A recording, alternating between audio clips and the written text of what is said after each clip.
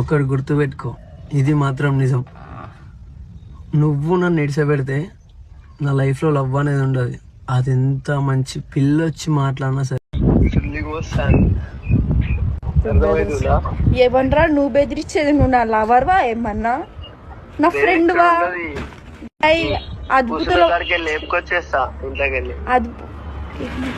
అద్భుతం లిమిట్ లో మాట్లాడండి.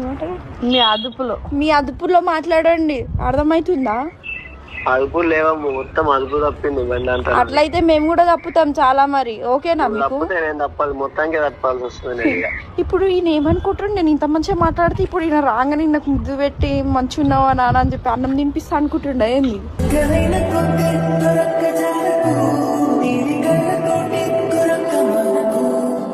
నేను పెడతామని అనలేదు కానీ ఊకే ఏడ్చుకుంటే వీడియోలు కొడితే కూడా నేను బ్యాడ్ అవుతున్నావు, చిరాకు వస్తుంది సాయి.